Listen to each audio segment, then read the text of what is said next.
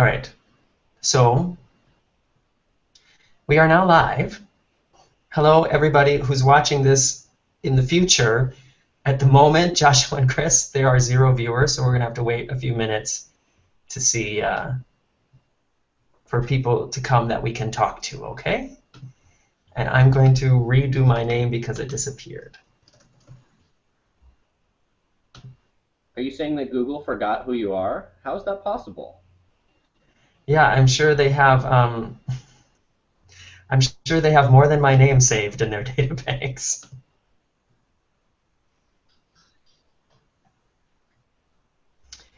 Have you guys figured out, after you do your name, how to make that whole drawing stuff go away? Yeah, if you just click the draw icon again, it'll go away. Well, that's what I did, and then my name went away too. Oh, well, mine stayed, so... Oh, there we go. Okay, it worked out now. Did you insert a quarter? Say what? I asked if you inserted 25 cents. I think it might be operated. Ha ha ha. Or not. All right. Joshua, I like how you put your name above your, captain's name tag. Kind of floats up there. It's a good place for it. It moves with my face.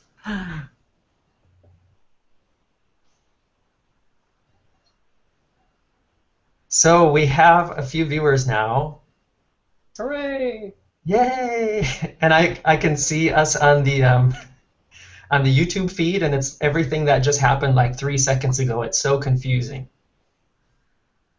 So I'm going to put that in the background. Okay, the numbers are going up. So as soon as Chris gets back, then we will officially begin. For those of you showing up now, welcome. We're about to begin the very first official, very unofficial Travel Guides live chat, Google+ Hangout Q&A. Say that 3 times fast. Welcome, everybody. I'm Morgan. I'm sure you probably know who I am if you've made it this far. Morgan from the very unofficial Travel Guides on YouTube, Facebook, Twitter, and Instagram, and WordPress. And if you want, you can send me a fax or a page, all that good stuff. We're going to be talking for the next hour or so about some fun travel stuff, sharing stories, answering your questions. And there are 2 people down here that you might not know, and I'll tell you who that is. Joshua Greenfield. Give us a wave, Josh. Joshua Greenfield owns a travel agency based in Michigan, which is part of the Cruises Inc. family. He specializes in cruise vacations and is a Royal Caribbean Expert Plus and Norwegian Freestyle Certified Agent, among many other accolades. He's a registered agent with the Cruise Lines International Association and has cruised with almost all major cruise lines. And in addition to helping people find the right cruise for a living, he, like me, is also a huge cruise fan. And he just got off of the brand new, well, relatively new Norwegian Getaway. The link to his website, if you want to get in touch with him, is in the description below. And welcome, Josh. Wow. Thank you so much, Morgan. Thank you so much. Good to be here with you. Thank you. Cool. All right. Now, the other guy down there is Chris Raney. And Chris is a travel blogger and YouTube who focuses on cultural destinations and attractions and hotels and resorts around the world, from the sewers of Paris. He's been there. I have not. To the crazy vending machines in Tokyo. I have been there. Maybe we'll talk about that later. And his videos have been seen by over 3 million viewers on YouTube, and his channel was recently listed as one of the top YouTube travel sites on socialblade.com. Welcome, Chris Raney. Wow, Morgan, thank you very much. That is like the best introduction ever. And greetings to all of you out there in Google Hangout YouTube land. I forgot that we were going to try to do the applause sound effects.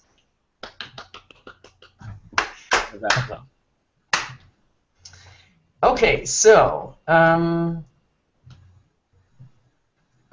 trying to find out again. At the moment, I'm seeing no comments, but I know that they're coming in, so let me organize that once. Here we go. Kane Sawyer says, Morgan looks drunk. How block somebody from these again? I'm not drunk, although it is 10 o'clock at night here. If I wanted to have a drink, I'm perfectly welcome as an adult at 10 o'clock at night to do that. Patrick Buckley writes, "Oh my God, I'm missing Downton Abbey." Well, I hope that we're at least as entertaining as that. I'm just wondering why that's not showing up on my feed here on the side. Oh well. So one of the first things we wanted to talk about, because it's been big sort of in the media lately, it's been a topic that I know especially a lot of Americans have heard about, is the Ebola scare, and just all together staying healthy when you're on vacation. Especially, I think, on cruises, people think about that a lot. So, Joshua, what do you think? What do you have to say about the whole Ebola thing and about staying healthy on cruise ships or while on vacation? I'm sure you have a certain view of it as somebody who deals with cruises all the time. So, talk about it. Yeah, absolutely, Morgan. You know, the cruise lines want you to be healthy. They don't want you to be on a cruise where you're getting ill. Of course, their crew are a huge importance to them. So there's been some recent changes across all the cruise lines, and that has been to implement new screening procedures for guests as they come on the ship. The health questionnaires that will ask things about stomach bugs and gastrointestinal illnesses have now been amended to include Ebola-related questions and whether or not any passengers have come in contact with Ebola patients. There's also been a ban on boarding any passengers who have been to Centers for Disease Control Health Travel Warning Level 3 countries within the last 21 days, as well as people who have come in contact with Ebola patients. So they're taking it very seriously. It's very important to keep people healthy on cruises, and anybody that's been on a cruise will probably attest to the fact that cruises are way cleaner and sanitized than my house. It's really immaculate and amazing how clean it is. Another big topic of this time of the year is the norovirus, which sometimes we see going around cruises. But you know what? Norovirus is on land everywhere. It's the second most common virus to the common cold, sometimes called the stomach flu or vomiting bug. It's very, very common.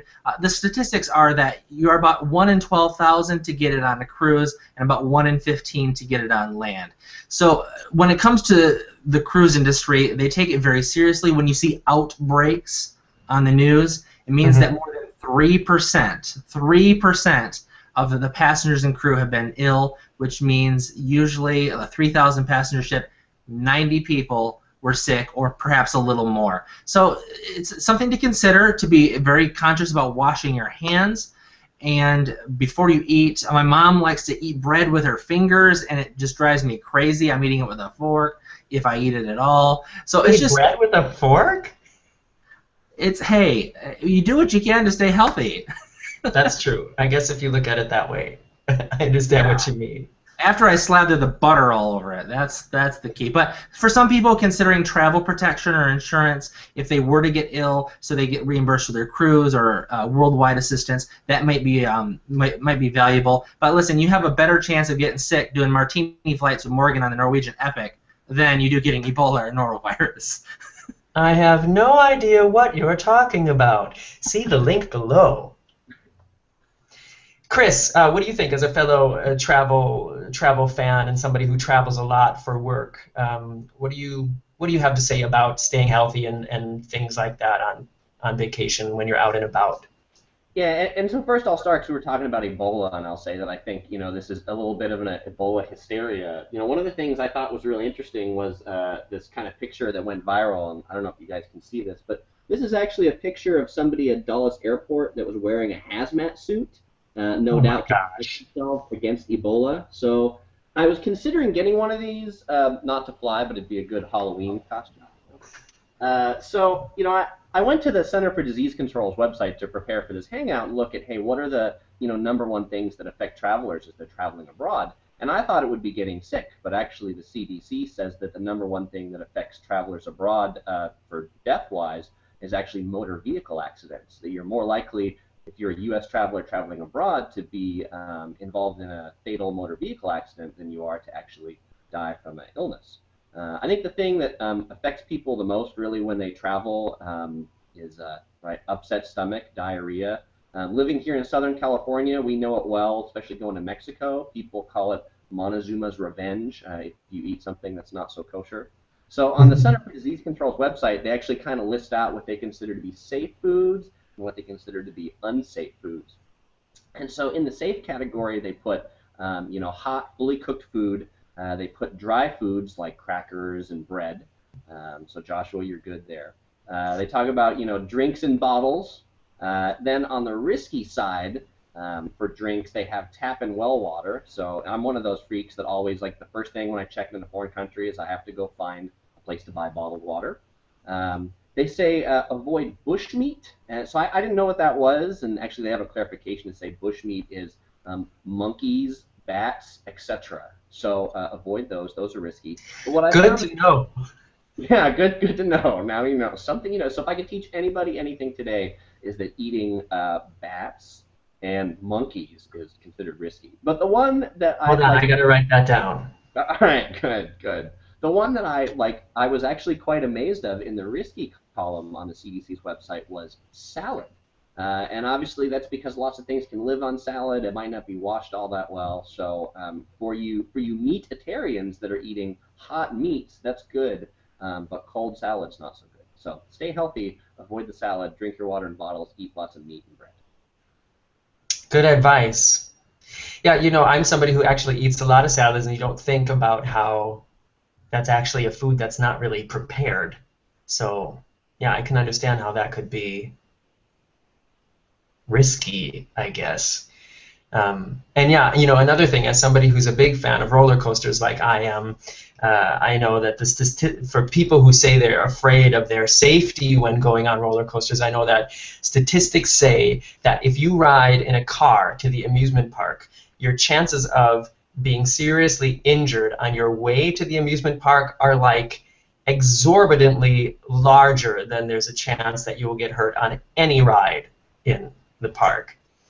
Yeah, so you have a likelier chance to slip and fall in the bathroom at the theme park than you do of actually getting hurt on the ride. Yeah. Speaking of bathroom, I see here some of the comments coming in. Kane Sawyer says, "Wash your hands. No one likes poopy fingers." Direct quote of Morgan. Yes, I'm sure I said that.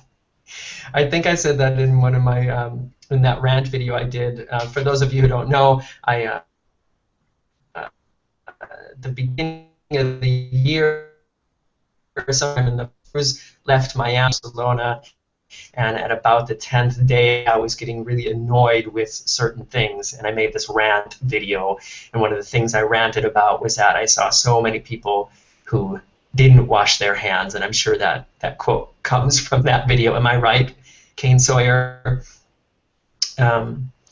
Mr. Dackman says that Deckerman says his friend got Novovirus on a cruise, and she had to walk through the entire ship to see the nurse. Well, if the nurse is someplace else in the ship, then how else is she going to get there? I mean, that seems normal to me. Wendy Hex. I think we should ask the cruise lines to work on some teleportation. That's another technology I think is right on the horizon. Let's solve all these problems. Well, Joshua, I heard that on the Quantum of the Seas that, that they were going to have a teleportation device. Is that true? Oh, yes, along with a time travel machine as well. Excellent. Cool. The things that are possible nowadays. All right, let's move on to the next topic. If you guys have any other questions for me or for Joshua or for Chris, Joshua being sort of the cruise expert, Chris being the travel and we'll say cultural attraction expert. Let us have it. We were talking about staying healthy while traveling and the risks of Ebola and things like that. And we're going to move on now to another topic, a question that I get asked all the time. And that is, what is your favorite? My favorite theme park, my favorite roller coaster, my favorite cruise ship, my favorite cruise line. People write to me from all over the world I don't mean to be bragging, but people literally write to me from all over the world to ask me these things. And so I always have a really hard time picking favorites. I don't know about you, Chris and Joshua, or any of you people out there in YouTube land watching, but I have a hard time picking a favorite anything. I have a hard time picking what I want to eat off of a menu. But so I decided I could sort of talk about what would be my favorite theme park, and that would be Tokyo Disney Sea, which is part of the Tokyo Disneyland Resort in Tokyo. I haven't been there for a long time, and when I was there, it was a time when I wasn't making videos for YouTube, unfortunately.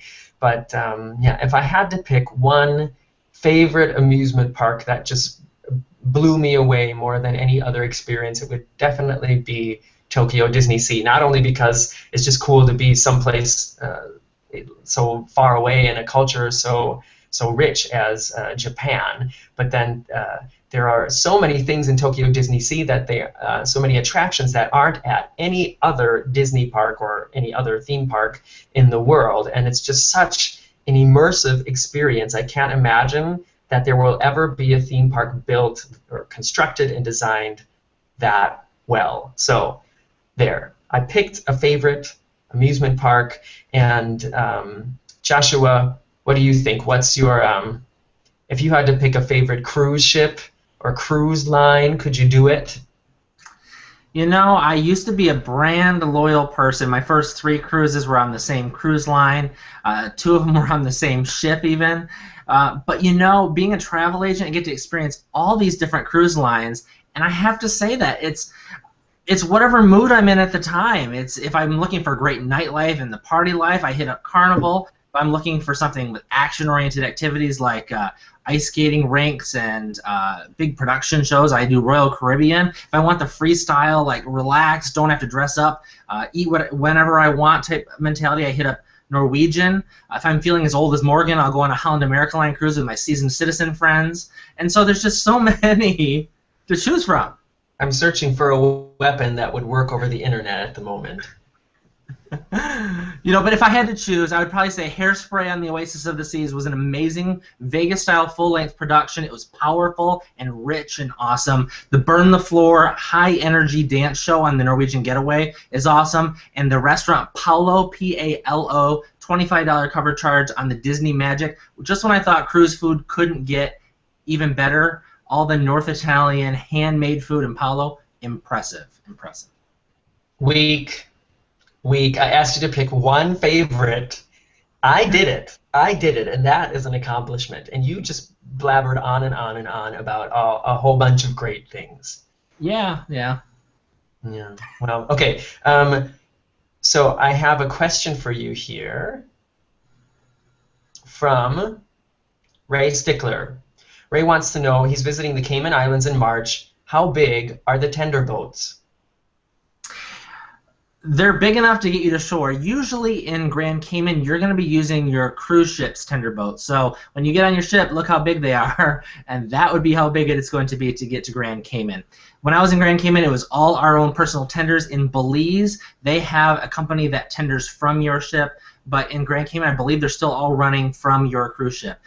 So for that sometimes means that motion-wise, you're rolling a little bit to get to shore, but it is very short, the distance that you're going. Maybe 5 minutes, 6 minutes.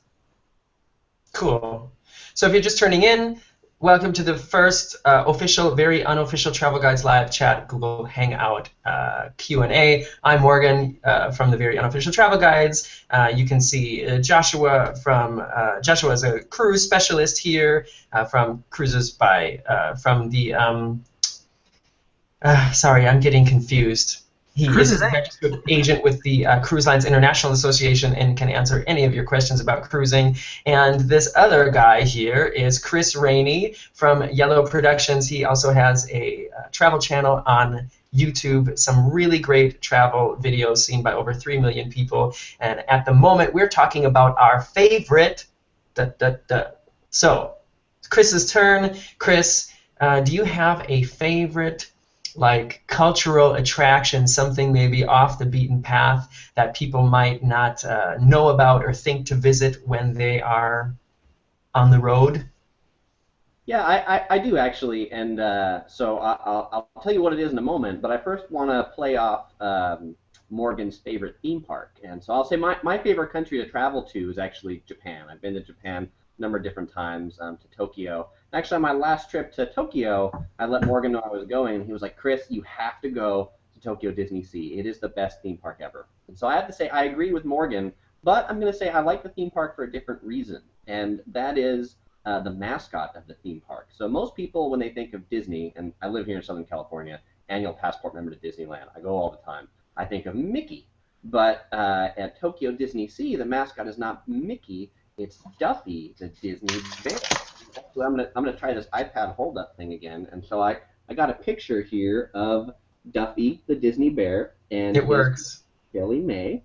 And the thing that's interesting about Duffy and Disney Sea is that probably one of every 3 people that's visiting the theme park is actually carrying a Duffy the Disney bear that they brought with them, or they're wearing a Duffy backpack, or they have a baby stroller that doesn't have a baby in it, but they have a Duffy in it because they brought the big Duffy to take pictures with Duffy. And so it's like the whole experience of the people in the park and, of course, Duffy. So related to the people experience, I'll say that probably one of my most interesting favorite attractions that's off the beaten path in Japan is this thing called the Miharu Takizakura, which is a 1,000-year-old cherry blossom tree. Obviously, Japan's well known for cherry blossoms. Yeah, and this tree gets over 300,000 visitors to it annually. And it's kind of in the middle of nowhere. It's near Fukushima, so it's like 2 hours from Tokyo by public transportation. You have to take a train to a 40-minute bus ride. And if you think that cherry blossom trees only bloom for 3-4 weeks out of the year, for 300,000 people to come to see that tree in that point of time, it's really quite amazing. And it's not a free tree to see. They actually charge a 300 yen admission fee to see this tree. I've never paid to see a tree admission, but I actually thought it was worth it to see this tree and pay for it. And if you're actually interested in seeing the tree, I think in the description of this Hangout there should be a link to that video. I read your mind and put it there already. All right, excellent. I have to take a nickel back on that one, and I have to say one of the things I also like about going to Japan is I like to buy all the silly Japanese things they have, and so like this is like one of the things that I bought from Japan that I really like, and it's a pointer so I can give presentations, and so it extends, and like if any of you watching now have your 3D glasses on, this is where I do the gratuitous like 3D scene where this hand would be like coming out at you as people back up from the thing. So just another cool reason because I can bring back cool souvenirs. It's great coming into the U.S. and they're like, well, what did you buy when you were there? And I'm like, well, I bought a silly extendable pointer and a USB thumb drive that's in the shape of a thumb and all sorts of really useful things. Crazy. You know, I heard you talking about Duffy the bear, and for those of you who haven't seen one of Chris's videos yet, like I said, there's a link to his channel in the description below. And Chris is, can it be that you're sort of altogether a stuffed animal fan? Chris has a mascot in his videos called Topher, who I think does a lot of traveling with him. Do you take any other animals with you?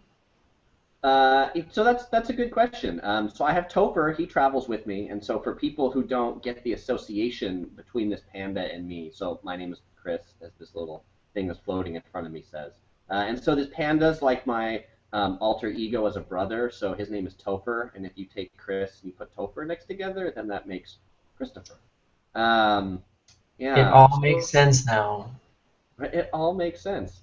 So in some of the other videos, I have some other traveling companions. I have this like seal that comes with us, Ushi. We have another one picked up in Germany. His name, of course, is Hans. That makes the most sense. Often when we go on travel, we'll pick up an interesting stuffed animal here or there. And yes, when we went to Tokyo Disney, we did, in fact, purchase a Duffy. We came to it. So. All right. Well, let's get to some questions here. Kane Sawyer wants to know, Joshua, why are you dressed like a sailor? This is the latest fashion for cruises. This is like the sister of Dolce & Gabbana. It's Kevi. I think it's great. Beef Brisket 168 asks, what are some tips for single cruisers and what lines usually have the best options for a single cruiser? Well, I might be able to tackle that, and then Joshua, if you have anything to say afterwards, then please correct me. I personally think that the best cruise line for single cruisers is, from my experience, Norwegian Cruise Line, because first of all, on their bigger, newer ships, the Getaway, the Breakaway, and the Epic, they have cabins that are specifically built for solo cruisers. And not only that, but they also have their lounges for people cruising solo, so it's easier to meet people and find people to hang out with and know what's going on. And they're also priced different. Because if you go as a solo cruiser on a lot of other lines, then you are in a normal cabin, which is for 2 people, and you have to pay like an extra fee usually to stay there, which is, yeah, it's not fair, I think. So that's why I think it's great that Norwegian did it. And actually, what I just learned recently on the new Royal Caribbean Quantum of the Seas, which I just got to see a couple days ago. It was here in Hamburg. I made a video of that too. You can find it in my videos. You'll see me as happy as a kid in a candy store. But I found out that they are going to have some solo cabins as well, some inside and I think outside. Josh, how did I do? Do you think that was accurate information? Hey, you're a pro, Morgan. Yes, Norwegian has pioneered some of these studio staterooms in the studio lounge. Royal Caribbean's been adding them to some of their ships. Here's some options for solo cruisers, because I understand that this is hard. I've gone solo cruising before, and it's hard to find the right rate. You don't want to pay double. It's frustrating. So let me give you a couple of thoughts here. First, Holland America Line, if you're looking for a premium cruise line, something more quiet, more related to intellectual-oriented activities, they have a single share option where you can book into a stateroom at the double occupancy rate, the normal rate, and they will pair you with the same sex person in that stateroom. Now, if they can't find somebody to pair you with, you get the whole stateroom to yourself at the lower rate. So that's an option for you. I saw that in the comments somebody mentioned that Carnival has the best singles rates. Lately, Carnival in the last 6 months to a year has been running last-minute specials for solo cruisers where they have waived the additional fees for you to occupy a stateroom designed for 2 as 1 person. So there are some cases where Carnival has the lowest rates for you to go as a single because you're paying that normal double occupancy rate. Those are some of the thoughts about that. There's some other things that will come up on an occasional basis, especially for river cruising, where they'll waive the additional fees for you to go single in a standard stateroom.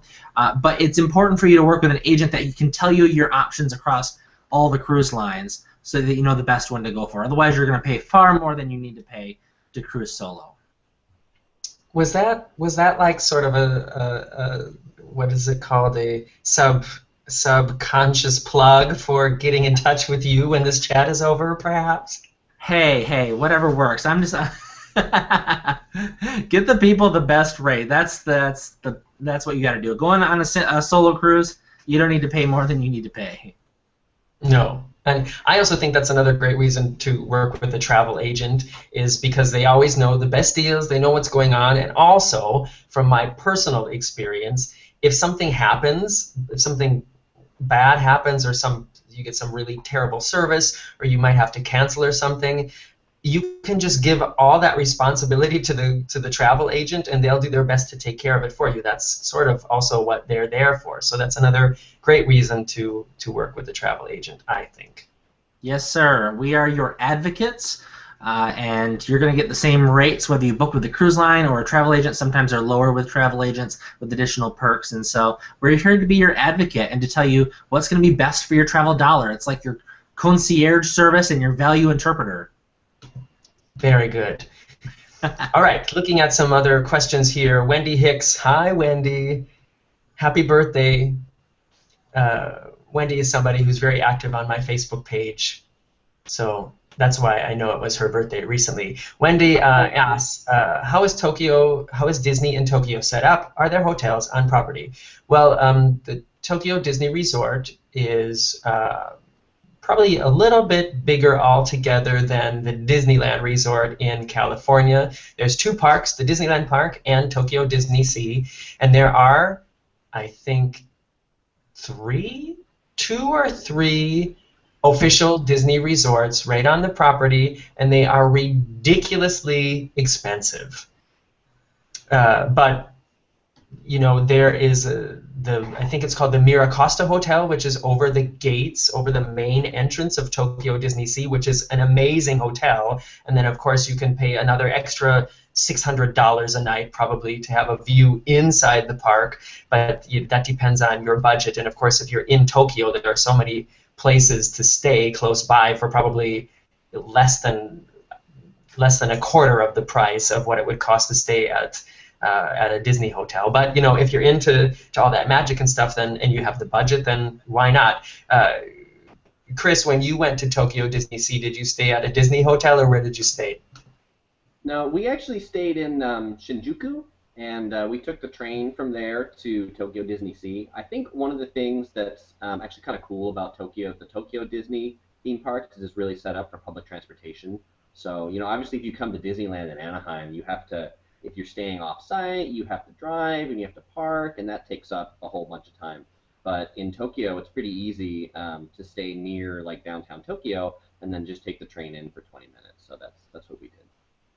Yeah.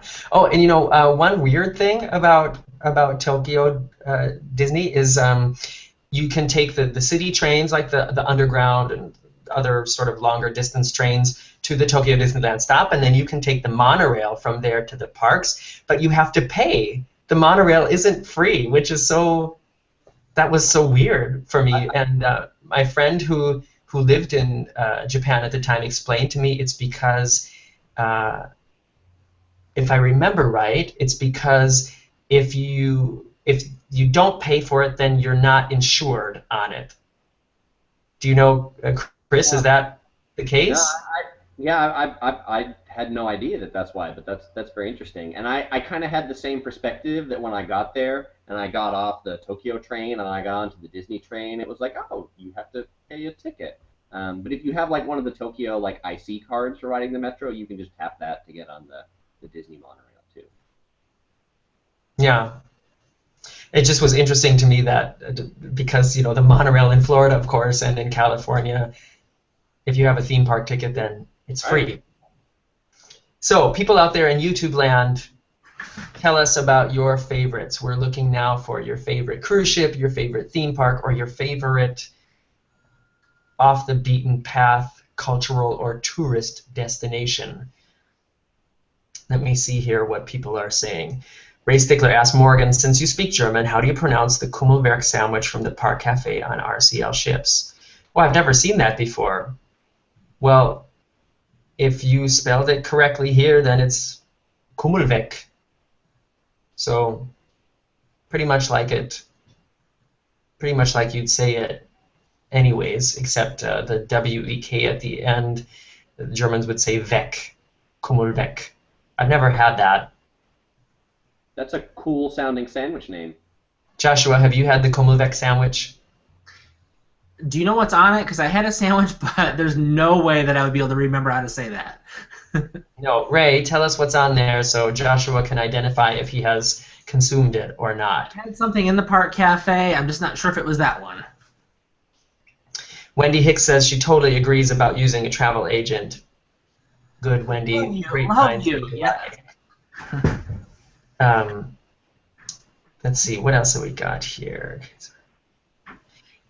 Kane Sawyer asks, would you say a suite, junior suite, is worth the extra cash compared to a normal stateroom or balcony? I'm assuming he means on a cruise ship. And I guess that depends on how much money you want to spend, how many people are coming with you, and how much space you think you need. Because, I mean, you know, I guess it also depends on what kind of cruise you're on. Joshua, I'll let you tackle this in a minute too. You know, if you're on a cruise where you're stopping at a lot of ports, then you're hardly ever going to be in your cabin anyway. So I personally think it's not worth the spending the extra money for some place that you're basically only going to sleep and change your clothes in. But it's also fun to splurge on things like that too. I don't know. What do you think, Joshua?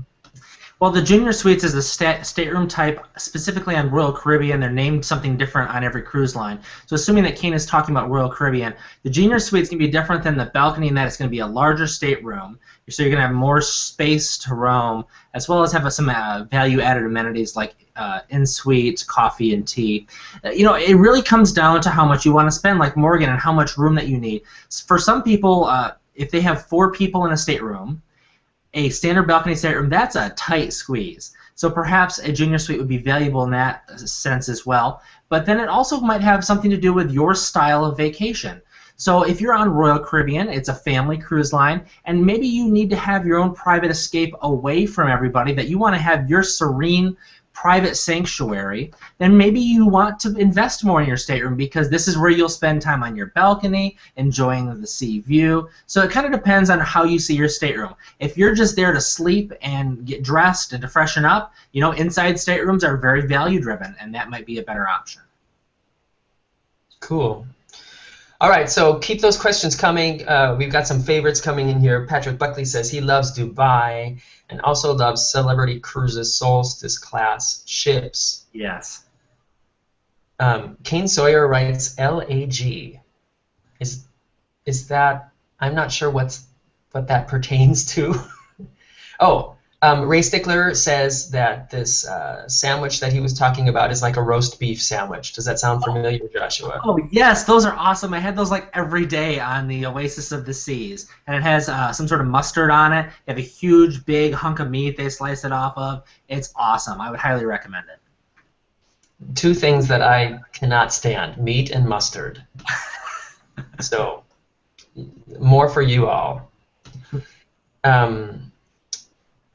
Let's see, what are people writing here? Beef Brisket 168 says, well, his favorite cruise ship is the Carnival Valor. Have not been to many theme parks. Favorite city is Los Angeles. Wendy Hicks, favorite cruise line so far, Celebrity. Favorite cities, Rome, Sydney, and Istanbul. That's interesting.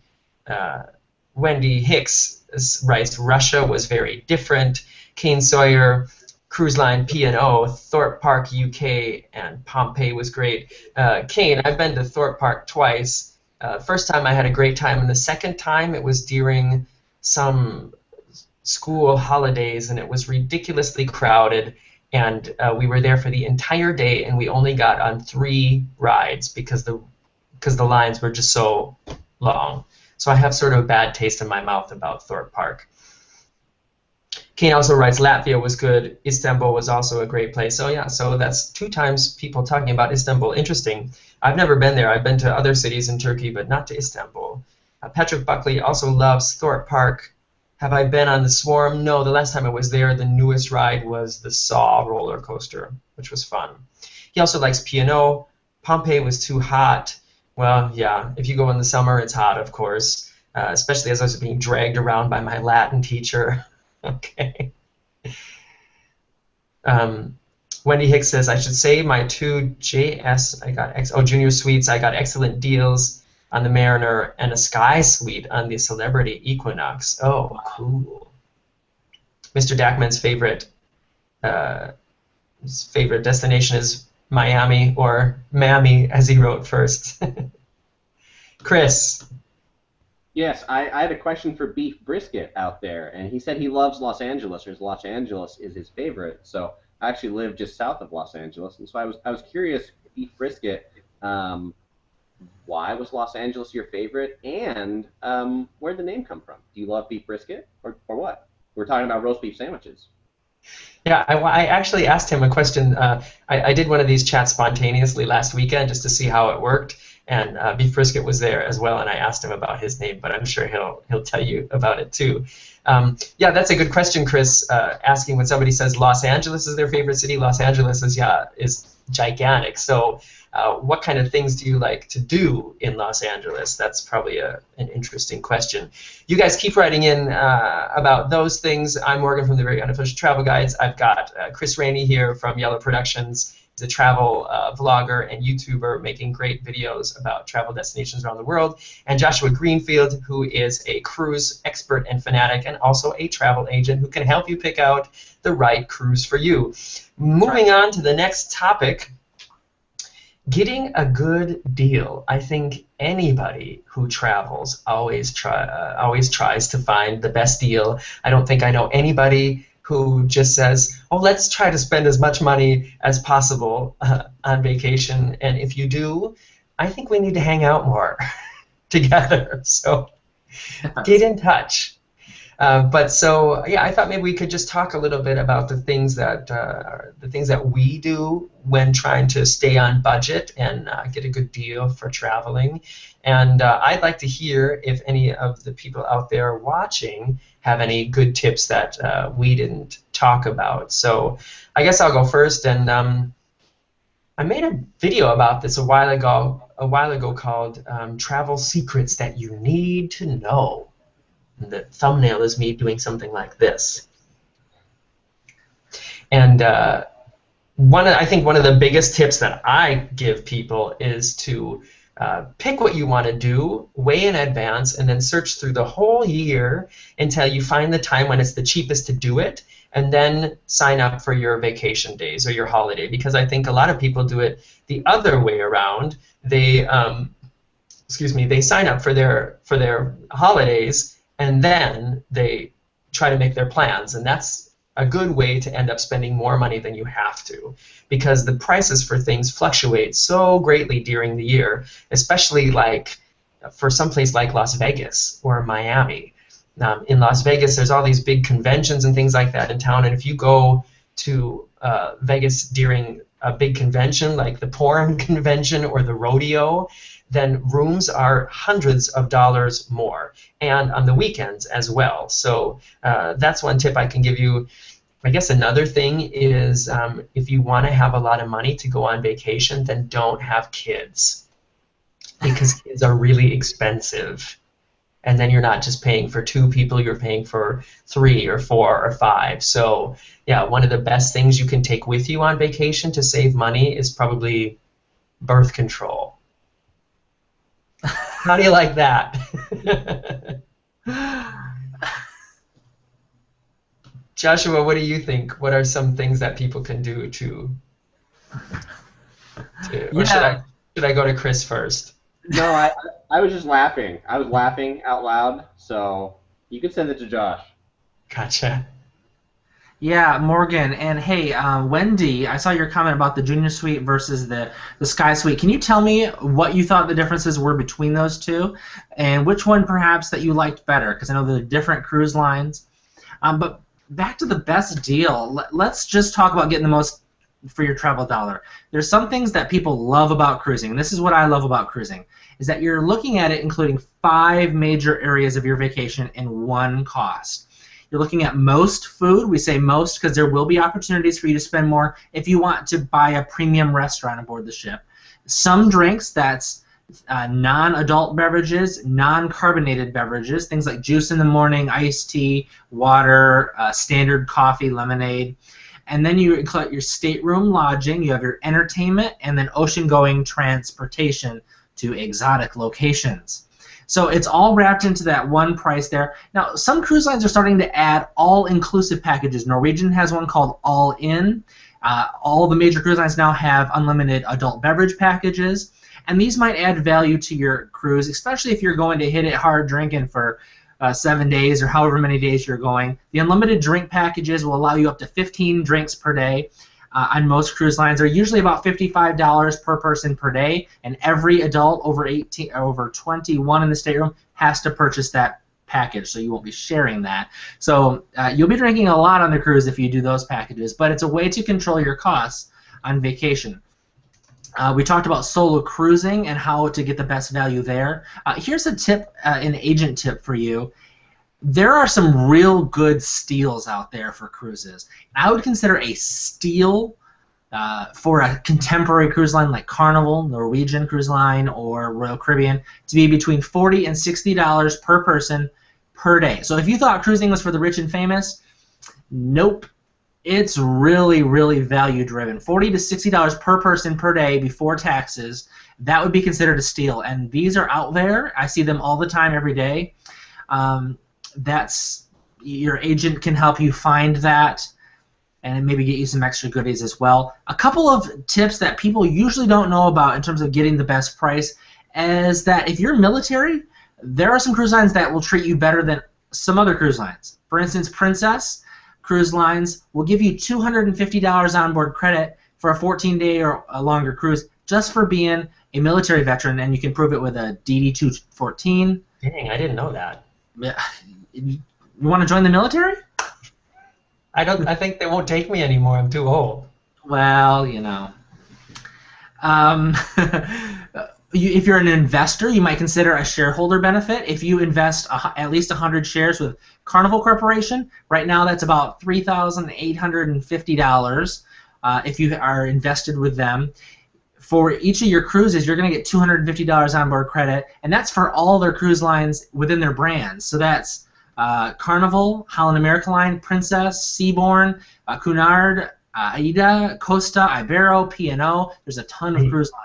So if you're an investor, that's something to consider as well. A plethora of cruise ship knowledge. Joshua from Cruises Inc. Check out his link below. Get in touch with him. He's the guy. Chris, what do you have to say? The topic we're talking about, I know Chris knows, but if anybody happened to just show up, just tune in. We're talking about how to get the best deal and tricks that we know as people who travel a lot or like to think that we travel a lot. Chris, what are some things that you think people should do or can do to keep the budget low and get a lot of goodies? Yeah, and I'll get to that in a moment. You just used one of my favorite words, which was plethora, about a plethora of knowledge, which anytime anybody uses that word reminds me of the Three Amigos, the Three Musketeers, where they talk about a plethora of piñatas. Great movie if you haven't seen it, but that's a great phrase. If you're ever in a piñata store, you can say, wow, they have a plethora of piñatas here. Okay. So obviously I can't do cruises quite the same justice that Joshua can. So, but I stay in a lot of hotels, and actually on my travel channel you'll find there's a lot of reviews of hotels. A lot of really good reviews of hotels. Good reviews, thank you, I appreciate it. So one of the things when staying at hotels I think is important, particularly the big American chains, is being a part of their elite programs. Because notoriously American chains, especially in foreign countries, charge exorbitant fees for things like breakfast. And with Hilton, just by being a Hilton Gold member, you can actually get free breakfast at Hilton. And to become a Hilton Gold member, you know, they have these things where you stay X number of nights, you know, 20 nights a year, 30 nights a year. But for Hilton, you can actually just go get the American Express Hilton card or the City Hilton card, pay $70 a year, and you're a Hilton Gold member. Same with Marriott; they have similar type of promotions. But with Hilton, I'll say that you know, I've been upgraded to some fantastic rooms, both Hilton and Marriott. But my most spectacular upgrade was staying at the Conrad Macau Hotel. That I paid a rate that was, you know, $200 a night for a standard room. But when I checked in, because I was a gold member, they upgraded me to like this 2,000 square foot suite. And I kid you not when I say that this hotel room was bigger than my house. I mean, it was amazing. And all because I have their credit card that I spend $70 a year on. But so on the note of Conrad hotels, and Morgan, you know, you said, hey, am I interested in other stuffed animals, or do I bring other ones with me? Well, one of the things you get when you stay at Conrad hotels is they actually, like a little gift they give you as a stuffed animal. So this is like when you stay at the Conrad Macau. Oh. So, and actually there's two that came from the Conrad Macau, and on them it has a little thing, and it says, like, you probably can't see it because of the camera and the Hangout, but it says Conrad Macau on this one. And then this is like the bear from the Conrad Singapore. So you can see it right there. And then this is the bear from the Conrad Hong Kong Hotel. See, so you can stay at hotels and get your souvenirs at the same time too. But I don't give these guys much airtime. And actually, Topher, my panda buddy, he's probably going to be jealous now that they got airtime on the show and he didn't. That's my tip: is you know, hotel elite programs, and then pick ones where you can get free souvenirs. Well, I've seen the video that Chris is talking about of that suite, and it is ridiculously ridiculously huge and luxurious. I put a link to it in the description below, so when we're done here, you definitely have to go watch that. You just have to see this room. I imagine that when people like Justin Timberlake or Beyonce or whatever, when they stay in hotels, they're used to a room like that. And if they were to stay in the kind of rooms that we usually stay in, they'd probably think, how do people do this? It's like being in a closet. Yeah, it's a big difference compared to some of the hotels I'm used to staying at in like Japan, where like I've literally stayed in rooms there where you go in the room and you're like, okay, I want to open my suitcase, and you're like, there's not enough room to open the suitcase, and then they have a little thing that tells you that like to store your suitcase, the bed is high enough you can like slide your suitcase under the bed to store it, but to open it you put on top of the bed and then you store it underneath. And then there's no chair for the desk in this one I stayed at. Like the chair for the desk was like literally the side of the bed, so you sit on the bed to use the desk. Very efficient. I stayed in a hotel like that in Amsterdam once, where like the room was literally just big enough for the bed and a shelf. Yeah, that's on one shelf. Yeah. So let's see what people are writing in here. Wendy Hicks says, celebrity I liked better because of the butler service. I think that's in regards to something that you asked, Joshua. Yeah, the Sky Suite and the Junior Suite. Thank you, Wendy. Kane Sawyer says, tip. I'm assuming this is a tip for for having more money to travel. He says, just sell your kids. Extra cash and 2 less beds needed. Job done. So if you're thinking of selling any kids on the black market, get in touch with Kane Sawyer. He obviously has some connections. I might be interested in buying some kids, actually. I always wanted to be a dad. But then I wouldn't have any money left to make these videos, so forget it. Wendy Hicks says another way she saves is with miles cards. Yeah, I mean, of course, that's a great way to get some free flights, because a lot of times when you go on vacation, depending on how you book it and where you go, the flight could be the most expensive part of the thing. But if you can collect enough miles, and I know the programs change all the time, but I think it's still possible to stick with one airline and collect enough miles to get a flight for free. So that's, of course, another thing that you can do. Joyce Nelson asks, are there better months to sail for savings? Well, I know who's going to answer that question. Yeah, absolutely. What we like to call that is the shoulder season. So if you look at my shoulders, you got a low point, a high point, a low point. So wherever you're looking, let's say it's the Caribbean. The Caribbean's high points are around holidays and then during the winter for us in the U.S.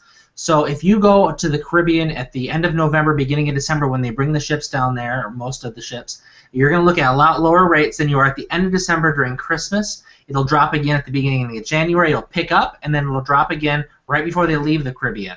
So that would be the low points there. In Alaska, if you're to do an Alaskan cruise, the beginning and end of the season when it's frickin' cold up there, those are going to be the lowest points. Then you've got all the different seasons around the world. Surprisingly, the summer in the Caribbean is not very cheap.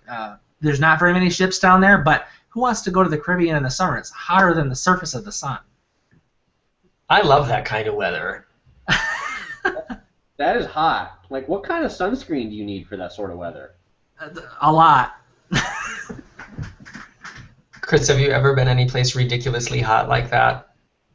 I would say that the hottest place I've been to is Singapore, and but it's because it's hot and it's really humid.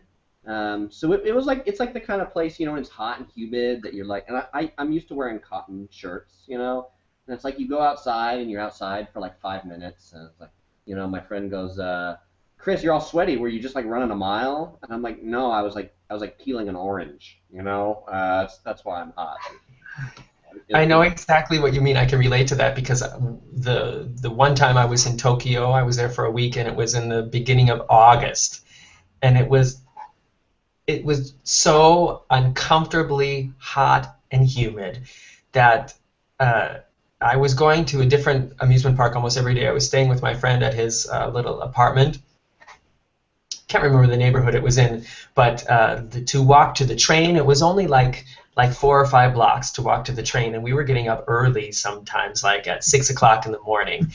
Sometimes like as the sun was coming up, and it was already so hot and so humid that just to walk from his house to the train station, we were like had the sweat down here and in the middle of our backs, and but I love that. I don't know why. I really like that. I grew up in Minnesota where the winters are terrible, but I never got used to it. I am still a warm tropical weather person. Yeah. You live in So I grew up here in Southern California, and people say, oh, it's hot in Southern California, but it's dry because it's like a desert, And I'd always tell my wife, I'm like, oh, I can handle heat, because I'd go to like Las Vegas, right? In Las Vegas, it's like 115 degrees Fahrenheit. I mean, it's that's a crazy place. But honestly, you don't sweat in Las Vegas. It's like you don't end up in this puddle that is yourself. So. Well, that's one of the dangerous things about Vegas is actually you do sweat a lot because it's so dry, it immediately evaporates and you don't realize how much water you've lost. Right. And then a lot of people who go to Vegas on vacation where people tend to also drink a lot. Of course, I'm not talking about myself. I'm talking about other people. People completely. But then they end up with like severe dehydration problems and sometimes end up in the emergency room. So drink water. Let's see what people are saying here. Wendy Hicks says that the Sky Suite was a little nicer than the Junior Suite because of granite surfaces. Hey. She also says another way she saves is with miles cards. Yeah, we talked about that. Better months to sail. Oh, all of a sudden a whole bunch of things are showing up here that I think I missed. Wendy says she now wants to stay at a Conrad. I've only stayed at a Conrad once, and it was in Punta del Este, Uruguay. Wow. Long story for another time. Yeah. Patrick Buckley says if you don't have children, it might be worth avoiding school holiday months to get the best deals. Sometimes the same itineraries can fluctuate enormously. Patrick, truer words have never been spoken. I always feel bad, especially here in Germany, when I look at the prices of going someplace during school holidays, because I work with kids, so I know when they have holidays, but the thing is that the different German states, they all have their holidays at different times. It's staggered. And so a lot of times I'll be planning a trip or something, and I'll go online and look at the flight, and I'll be like, oh my gosh, why is it so expensive? And then I'll think, oh, well, it must be holidays over in Berlin, or it must be, yeah. So, Patrick, that's true. Krentiv just got in looking, oh, thank you. Nice to see you. Adam Stevens says, great information, everyone. I'm just listening and soaking it all in. Good. Well, sit and soak. That's what we're here for. Amanda L. says, we go toward the end of hurricane season and usually get good deals. Joshua, when is hurricane season? Is there such a thing? Is there such a thing? I just cruised during hurricane season. Hurricane seasons are different for the Caribbean in the United States versus the Pacific. It's going to be different all across the world. But you're looking at May through November for the Caribbean, which typically most people don't go to the Caribbean during May through November, but that's considered the peak hurricane season there. And of course, the West Coast is different. Just ask your travel agent if that's a concern for you. Again, travel protection. If a hurricane does come up, that you would be able to get your cruise reimbursed. The ships, of course, are unlike a hotel. They move. So they sail away from the hurricanes. The cruise lines don't sail their ships into hurricanes. Is there a hurricane season for Alaskan cruises? They don't usually go up that high, the hurricanes. I don't mean to be gossipy and mean about anybody, so I'm going to keep this really, really general, but recently I read a comment that said, quote, I'm going on a cruise in March. What will the weather be like? And that was all the information I got. Well, I saw a question from Ray regarding the Cozumel, 6 ships being in Cozumel. Is that going to be a concern? And Ray, it's not. There are 2 different cruise ports in Cozumel that are separated, and so they won't all be in the same spot. Of course, if you go to Nassau, they can fit 6 cruise ships there, and it's busy. So Morgan, I think you should refer that commenter either to a mind reader or a psychic, and maybe like a combination of both. If there's someone that advertises both services, maybe we could get them on the next Hangout. Well, I feel bad because I think some people, obviously, some people just don't think about all the details and things like that. And if anybody's who's watching this thinks, well, what's the problem? Well, why can't he answer that question? It's because there are so many places you could be cruising. You could be cruising in the Mediterranean. You could be cruising in Northern Europe. You could be cruising in Asia or up to Alaska. So simply asking, I'm going on a cruise, what's the weather going to be like? That's nearly an impossible question to answer. And I was very diplomatic, and I asked him a couple questions in order to give him the answer that he needed, I hope. Chris, what do you want to say? Yeah, so I want to say, and I think this is just a generic travel tip that I have for people as they're traveling, specifically related to the weather, is I think, to have like the best vacation, you just have to make the best of whatever the weather is. Because, you can't really control it. Like if it's raining, find rainy day activities. If it's sunny, find sunny activities. There was one time I was in Key West and it was raining, and there was this lady there, and she was not too happy about it. And my last name is obviously Raney, like a rainy day. And this lady, she said to me, she's like almost in a serious tone, she's like, "Did you bring this rain with you? It's been raining here for like 5 days, and it like really ruined my vacation." And it's like, yeah, it's a drag if it rains, but get an umbrella out and just make the best of it, because vacation is better than working. So I agree. Of course, it's terrible if you go someplace because you want the sun and you want to hang out on the beach and it rains the whole time. Yeah, that sucks. But then just find something else to do. Right. Don't sit around and stare out your window all day thinking, "Oh, I wish it was sunny." Right. I don't think that's fun.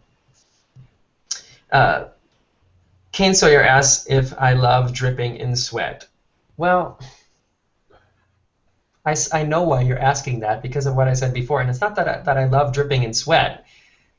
I don't know. I just feel somehow healthier when it's a little bit too warm than when it's a little bit too cold, because a little bit too cold hurts. It hurts my fingertips, it hurts my face, my feet get cold and they hurt, and it takes forever until they warm up and feel normal again. Whereas if it's hot outside, I know I can just jump in a pool, or I can go inside where it's air conditioned, or drink a nice cold iced tea or something like that, and that will help. But if you're cold, at least for me, it just takes forever until I feel warm again. So that's why I like warm weather better. Yeah, and you never get like, heated in, or too hot in, but you do get snowed in when you're in cold weather, True. The freeways close because there's too much snow. They never close because there's too much heat. I mean, unless they're like, there's lava or something, then maybe they close. Perfect point. I've never had to dig my car out because of too much heat. Joshua, you live in Michigan. I know you know what I'm talking about. It was Snowmageddon last year here. Another reason for travel protection, because if you don't make it to the ship, they're not holding it for you. Yeah, it's so much snow, it just wouldn't leave last year.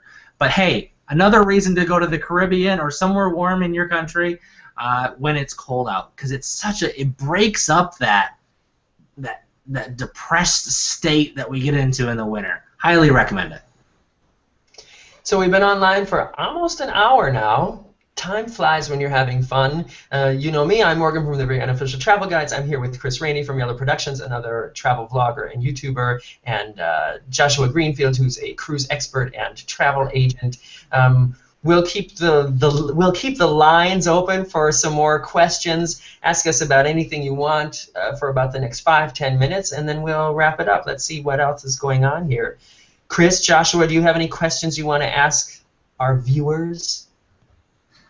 Well, I'd like to say thank you for the correction on the Caribbean season starting in June. Absolutely. I saw a couple of comments about that, so thank you about that. And perhaps some of you have a favorite ship out there, or there's a ship within a cruise line that you think is just better than the rest. For me, I really love the Oasis of the Seas in Royal Caribbean, and the Quantum is going to be great too. But sometimes there's that one ship that has a culture among the staff that you think stands out. Maybe you can write that in the comments there. I'd love to hear about that. What about you, Chris? What do you want to know from the people watching? Yeah, I have two questions. One's a specific question for the person who said they like to use mileage-earning credit cards. So my question to you would be, what's your favorite mileage-earning credit card of choice? And then my second question is, hotels. So does somebody have like a hotel they stayed at that was their favorite? And I'll make another note because I don't know if I'll get this opportunity later. And I'm going to say, so if you arrived at this hangout either by Morgan or by me, I'd say, go visit our reciprocal channels, and if you really liked it, then I'd say please subscribe above here. And because if you do subscribe, I think it will. If you subscribe to one of our channels, I think it will make you happy. But I think if you subscribe to both of our channels, I think it will make you like double happy. Spoken like a YouTube professional. What? Just because I have subscribe pillows? I mean, what gave it away? Very good. So let's see here. Patrick Buckley says he just got back from the Alps yesterday, spent 5 days in what was a snowy blizzard, thought my fingers were going to fall off. Exactly. That is exactly what I'm talking about. I love to go skiing. I love winter sports, but I would much rather be on the beach. I can go skiing for like 2 days, cool, and then back to civilization. I could go to Vegas or hang out on the beach or be in Orlando weeks at a time. You won't hear me complaining about the weather. Wendy Hicks is really looking forward to her Christmas market river cruise in December, but will probably be reminded how much I hate cold weather. Yeah, Wendy, I know from our conversations, is doing a cruise through Germany. I think a cruise through Germany on the rivers, which is another thing. I've never thought of doing a river cruise because I think a lot of the things I like about being on cruise ships aren't on river cruise boats. Joshua, what do you think? A couple quick words about river cruising. It's becoming hugely popular. It's great for people who are looking for adventure, who are big into culture, because you don't have sea days. Every day you're going to be in a new city, a new town. You go from town to town, city to city. You have long days there. Sometimes you're in multiple cities. Oftentimes the excursions are included in your rate. This also means the rates tend to be more in the premium to luxury end of the market. But it's great for exploration. It's a great way to see Europe, because if you're doing deep ocean cruising on major cruise lines, all you're going to see is ports near the ocean sides. So river cruising is a great option, but again, it's not going to have an ice skating rink or big production shows. It might have 2 or 3 treadmills. It might have one hot tub or spa, whirlpool. Don't expect the onboard ambiance to be largely entertaining. It's about the intellectual and the cultural experience. All right. Sorry, Chris, we've got some more cruise-related questions here, but chip in if you have anything you want to say. David Self says, I'm leaving for a cruise next Sunday. The forecast is 80% of rain in Belize and Honduras. Will this affect shore excursion? Any chance they will be canceled?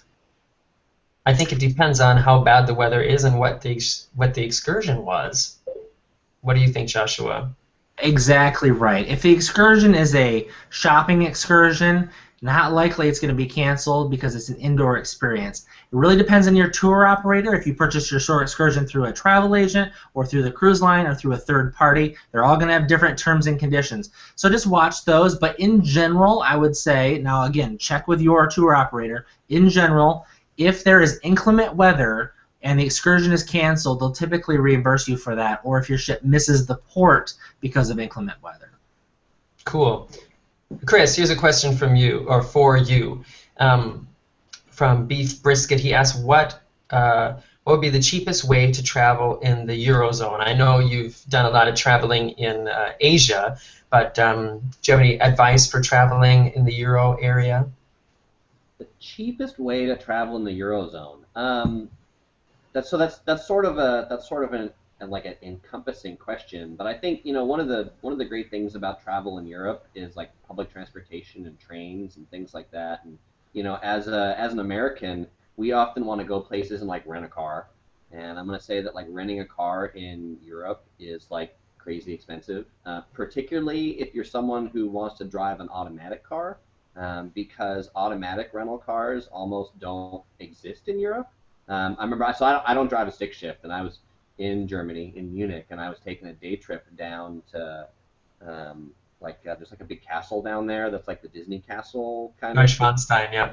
Yeah, that one, right. And it's like I was renting a car through the hotel for one day, and the cheapest automatic rental car they had was 110 euros for a day, which is like absolutely insane in my mind, because you can rent a car in the U.S. for like $20. Yeah. So I would say if you're going to Europe, use the public transportation. I think also coming from the States as a stateside traveler, we often don't like buses. And typically because I think in the U.S., the people who ride buses are the people who can't afford cars, and that's not the case in Europe. Like, everybody rides the public transportation, and so often, buses, trains, trolleys are nice, and so, get used to it, plan out your routes, and take the public transportation. So that's probably my number one tip for traveling cheaply in the Eurozone.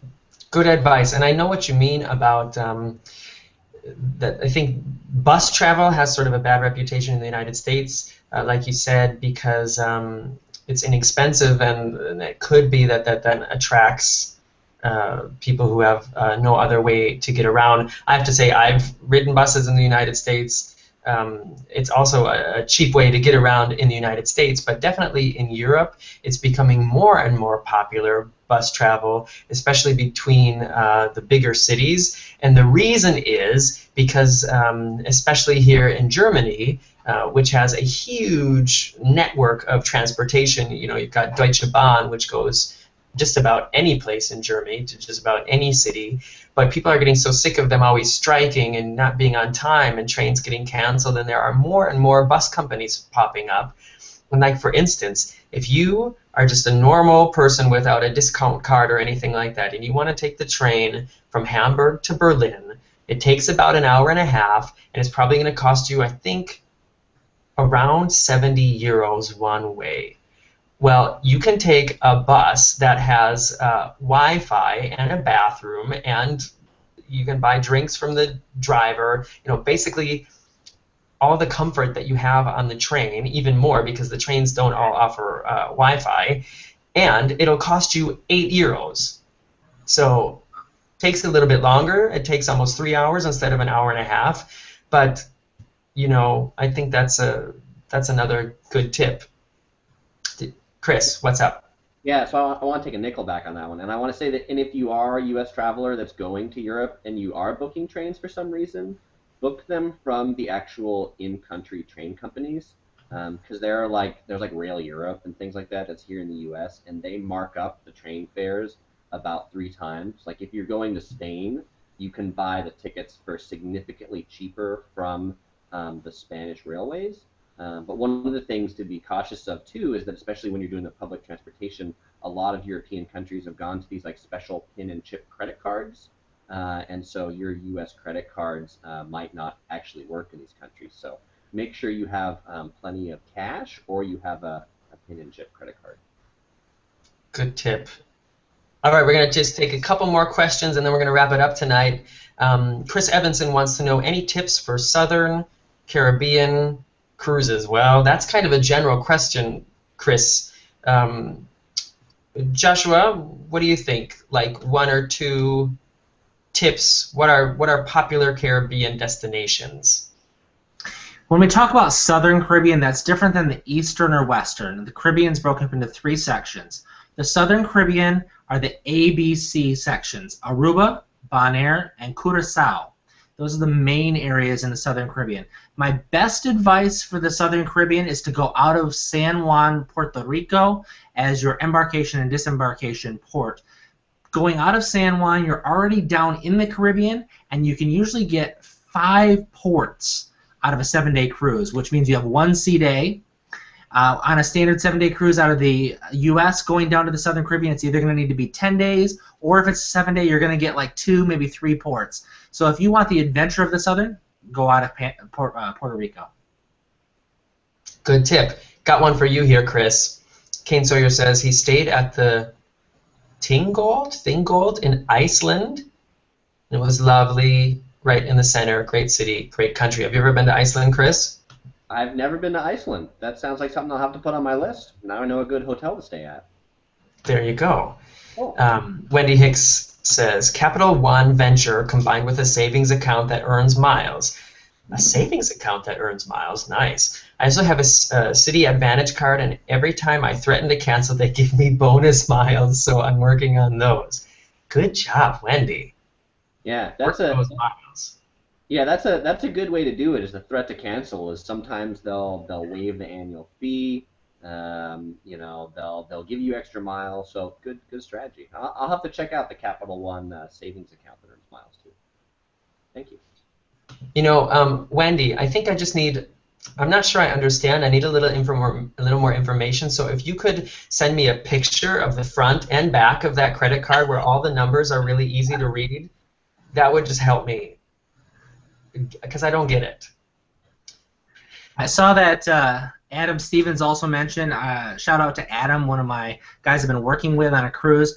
I saw he mentioned the Delta Sky Miles card, and watch the promotions on those cards. The Delta Sky Miles card was offering, in fact I got in on this a few months ago, 50,000 miles to open the card, a $50 US dollar statement credit, and then you get free baggage and other benefits.